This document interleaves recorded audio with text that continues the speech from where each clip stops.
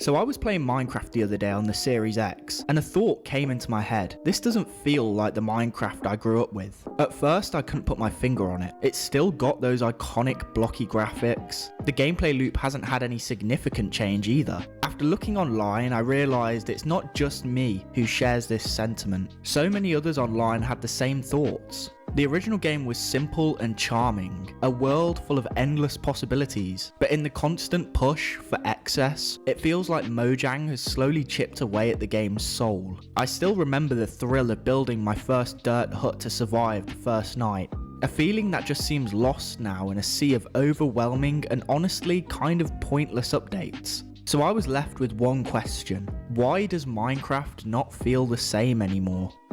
What you've been seeing on screen is alpha footage of an early build of Minecraft, a version many people remember, well, Gen Z gamers that is. This, and the subsequent versions after, is the Minecraft I grew up with, eventually ending with the last version I properly played being on the PS4. Since then, I've drifted from the game a bit, playing a handful of times each year as everyone else does. And since returning, there has been so many updates and content added that I feel like I'm playing a different game now. But let's rewind the clock a bit before we get into what the game's like today. I want to talk about how it came to be, as the story of Minecraft is one full of turmoil, drama and passion. And it all starts with a guy from Stockholm, Sweden called Notch. Real name Marcus Persson. The idea for the most popular game on the planet came not from one amazing idea or breakthrough, but from childhood passion. The original idea for the game came from Notch's love for Lego sets.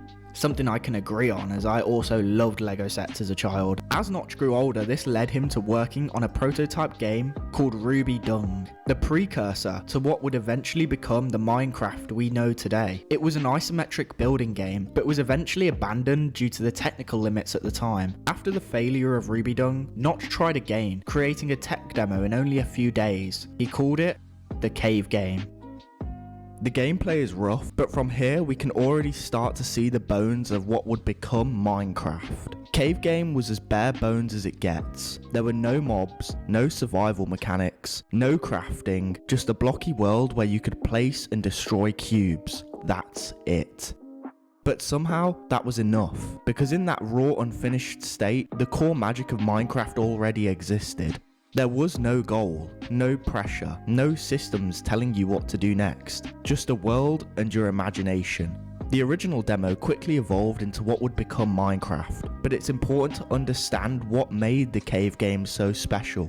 It wasn't what it had, it was what it didn't have. It gave players complete freedom without interruption, just pure interaction. It's almost ironic. The entire foundation of Minecraft, the thing that made it explode in popularity, came from a prototype that was the exact opposite of what the game is turning into. Cave Game proved that you didn't need complexity to create an idea that was compelling. You just needed a well-executed vision and the trust that players would find their own fun within it. After the Cave Game, things moved fast. What started as a rough tech demo quickly evolved into something far more recognisable. Just a week after the first prototype in May 2009, Notch began refining the idea, adding textures, basic terrain generation, and the earliest building mechanics. Then, on May 17th, 2009, the project was officially released to the public under a new name: Minecraft. At this stage, the game was still incredibly bare bones. There was no survival mode, no health, no danger. It was purely creative. Players could place and destroy blocks in an infinite world, experimenting freely with structures and forms, and anything their minds could create. Despite its simplicity, people were hooked, because again, the magic wasn't in what you gave them, it was what it allowed you to do. As 2009 came to a close, Minecraft began to shift. In December of that year, Notch introduced something to the game it had never had before, and it would change the course of Minecraft forever: the survival mode. Players had health. There was hostile mobs such as zombies and skeletons, and even some more original characters. You could now die. You had to gather resources, not just to build, but to survive. This was the moment Minecraft split into two identities: a creative sandbox where anything you could possibly imagine can be built, and a survival experience that tested the player's skill. And yet, even with these additions, the philosophy remained simple. There was no hunger bar, healing was instant, the mechanics we know today still needed more time in the oven, but it was intuitive. You learned by playing, not by managing systems. Then came the update in February 2010, introducing something even more important: infinite worlds. Before this, maps were a fixed area of 256 by 256 blocks. They were limited. Now, the world could generate terrain up to 64 million blocks. Terrain stretched endlessly in every direction. This single change transformed the game from a contained experience into a true frontier with boundless mystery and creativity. By June of the same year, Minecraft entered its official alpha phase, and this is where the game really started to resemble what many players remember as its core identity. This era introduced some of the most iconic features in Minecraft history.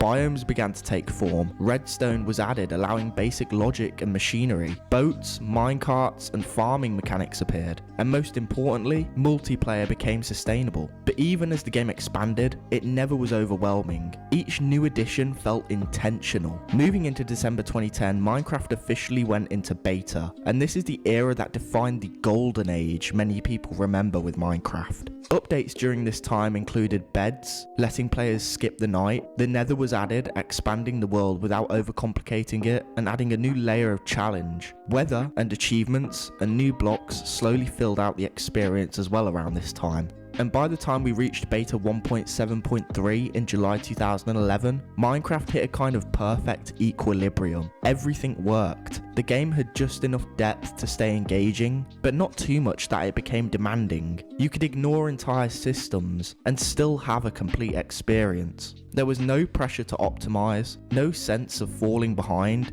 It was still your world. I remember playing around this time, and for me, this was the perfect Minecraft. I remember the mystery of the Enderman. I remember when I would be scared to enter the nether in fear of losing all my hard-earned loot. For such a peaceful game, it could be really intense at times. And obviously, we can't talk about this era in Minecraft without mentioning one thing: the music.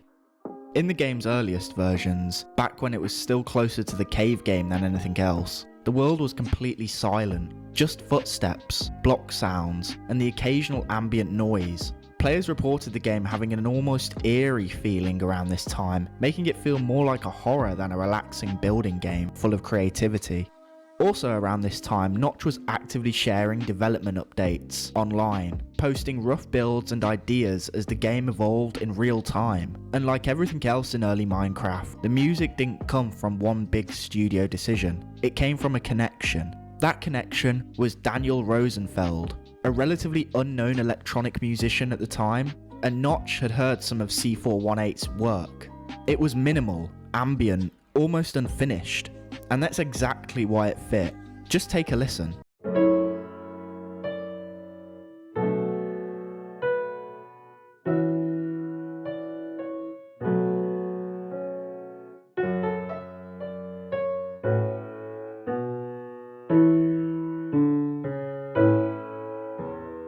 Instead of hiring a professional composer to define the game's tone, Notch brought in someone whose music already felt like how the game played. There wasn't a strict brief, no grand vision, just a simple idea: make something that fits this world. And so, C418 started experimenting. He didn't write music to guide the player. He didn't try to create themes for combat or exploration. Instead, he created pieces that felt like they were part of the environment. Soft piano notes, distant synths, melodies that drifted in and out like thoughts. The kind of music you don't always notice until you do.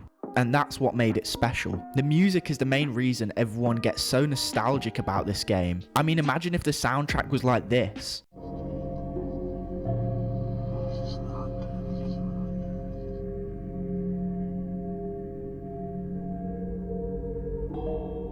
It completely changes the tone of the game, because the tracks weren't tied to events. They didn't trigger when something exciting happened. They just appeared, quietly, randomly, sometimes when you were building, sometimes when you were completely alone, which made the game feel so much more relaxing and fluid. In those moments, the game felt different, bigger, emptier, more personal. It's hard to explain unless you've experienced it, but the music didn't just sit on top of Minecraft. it blended into it. It became part of your memory of the game. Your first shelter, your first sunrise, that moment of calm after surviving the night. The most incredible part of all of this is how simple it was. Just one person experimenting alongside a game that was still figuring out what it wanted to be. That simplicity became one of the most iconic soundtracks in gaming history. While the game itself was becoming more complicated, an important transformation was happening behind the scenes. Minecraft wasn't just evolving as a game anymore, it was evolving as a business, following its continued explosion in popularity. The turning point came on September 2014, when Microsoft announced it was acquiring Mojang for a staggering $2.5 billion. With that, Notch and the original founders stepped away, and Minecraft officially transitioned from an indie project into a corporate asset. Now, at first glance, nothing seemed wrong. Microsoft promised to stay hands-off. They promised to support all platforms. They promised to let Minecraft remain Minecraft. And they kept those promises for a time. But something still changed. Because even if the surface stayed the same, the intent behind it didn't. Minecraft was no longer just a creative experiment or a passion project. It became part of a much larger ecosystem, one that prioritized scale, engagement, and long-term monetization for the game. It wasn't just about making a great game anymore. It was about maintaining one of the most valuable gaming properties on the planet and squeezing all the money out of it that they possibly could. The clearest example of this was the introduction of the Minecraft Marketplace in the Bedrock edition, a place where creators can sell their work, a curated platform with higher quality content, a safe environment, especially for the younger players. But in practice, it represents a complete philosophical shift. Before the marketplace, Minecraft had one of the most open and creative communities in gaming. On Java Edition, players shared skins, maps, texture packs, and mods freely. Entire communities were built around collaboration and experimentation. If you wanted something new, you didn't buy it, you downloaded it, tweaked it, or made it yourself. That ecosystem wasn't just a feature of Minecraft, it was Minecraft. The marketplace changed that. Instead of a free open exchange of creativity, Bedrock introduced a closed, curated storefront. Content is now filtered, approved, packaged, and most importantly, sold. And it's all tied to a virtual currency, Minecoins. That detail matters more than it seems, because once you introduce microtransactions to a very young player base, spending becomes easier. You're not buying $5 skin packs, you're spending Minecoins. It feels different, lighter, detached, and less real. And that's not accidental. It's a system designed to encourage ongoing spending, a technique all of these massive companies are using. They all use this same scummy tactic of pricing a skin a little more than one of the options of Minecoins you can buy to bump up your spending more. So many of these game companies are doing this, and it's sad to see Minecraft finally fall to this same tactic. But the bigger issue isn't just monetization itself, it's what's being monetized. Because much of the content sold on the marketplace is the exact kind of content that used to be made and shared for free in the community. Maps, skins, adventure worlds, texture packs, things that were once expressions of creativity are now products to be sold and made money. And while the creators do get paid, which is a good thing, it also fundamentally changes the motivation behind the creation. It shifts the focus from passion and experimentation to marketability, asking questions like, what will sell? What will get approved? What fits the platform? This kind of thinking slowly replaces the chaotic, weird, and experimental energy that defined early Minecraft. And then there's the wider brand expansion. Minecraft is no longer just a game, it's a platform tied into Xbox, merchandise, spin-offs, and now even a movie. Chicken jockey! Everything is connected, everything is managed, and when something reaches that scale, it has to be controlled. You can't have a completely open, unpredictable ecosystem when you're managing a global brand aimed at millions, many of them children. So things become curated, sanitized, standardized, and safer. This is the core of the issue. Nothing Microsoft has done is outright wrong. In many ways, they've made Minecraft more accessible, more stable, and more successful than ever before. But in doing so, they've slowly replaced the game's original identity. With monetization came what I call the Fortniteification of the brand. Minecraft, once a self-contained universe, became a billboard for other intellectual properties. We've seen collaborations with high fashion brands like Burberry and Lacoste, food brands like Pringles, and even other game franchises through DLC packs. I mean, who even asked for this? Who wanted a Burberry skin for their Minecraft character? Who wanted Pringles in Minecraft? Who was making the decisions behind these? It's so clearly just a marketing move to make money for the companies and not actually something that benefits the player or the gameplay. This steady stream of brand tie-ins erodes the game's unique identity, making it feel less like a world of its own and more like a platform to sell other products, which is a model that was perfected by games like Fortnite. And now, we reach what feels like the final stage of this transformation, the ultimate culmination of everything Minecraft has become, the Minecraft movie. A live-action adaptation starring Jack Black and Jason Momoa was released in April last year, with a sequel already planned for 2027. The problem is, Minecraft was never supposed to be a franchise like that. It wasn't built around a character or a narrative. It wasn't built around a world where you were meant to watch. It was built around a world where you were meant to inhabit and play and create. The entire identity of Minecraft is rooted in the absence of a defined story. There is no main character, no fixed plot, and no canon events you're supposed to follow. The only story that ever mattered was yours. So when you take that idea and translate it into a linear scripted 2-hour film, you're doing something more than just adapting a game. You're redefining what it is. You're taking the ultimate player-driven sandbox and turning it into a passive experience. Something you sit back and consume. It destroys the mystery and stories you make in your head. It gives the character of Steve an identity, taking away the personalized experience and mystery that existed before. And that's why, for a lot of players, the Minecraft movie doesn't just feel like an expansion of the brand, it feels like a contradiction of the game, because it represents the exact opposite of what Minecraft originally stood for. When you zoom out, the movie isn't an isolated thing. It's the logical endpoint of everything we've talked about. The updates, the systems, the marketplace, the brand that expands beyond the game, all of it leads here to a version of Minecraft that is no longer just about creativity, but a product designed to be consumed across as many platforms as possible. Modern Minecraft presents itself as a game with more content, more features, and more choice than ever before. And technically that's true. There are more blocks, there are more mobs, more systems, more things to do than at any other point in the game's history. But I think that's where the illusion lies, because more content doesn't always mean more enjoyment. In early Minecraft, the fun came from what it didn't have, not what it does have.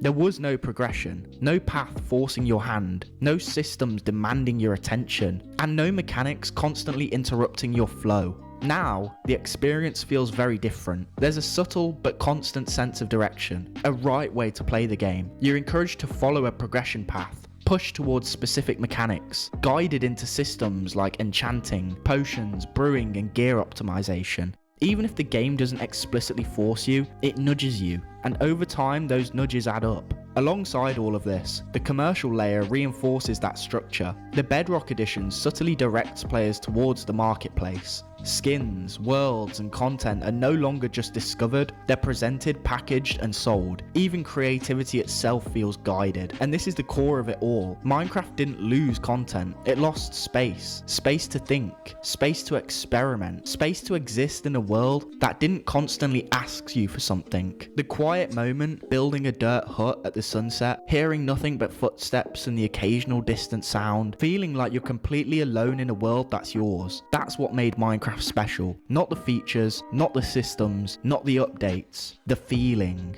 And over the years, in the pursuit of adding everything, that feeling got buried. This isn't coming from a place of hate, it's coming from a place of love, because Minecraft is still a good game. In many ways, it's better than it's ever been, but for those who remember what it used to be, it doesn't feel the same. Thank you for making it to the end of the video. If any of this resonated with you, think about subscribing and dropping a like on this video. I'd also highly recommend checking out these videos on your screen right now. Thank you for watching, and I'll see you in the next one.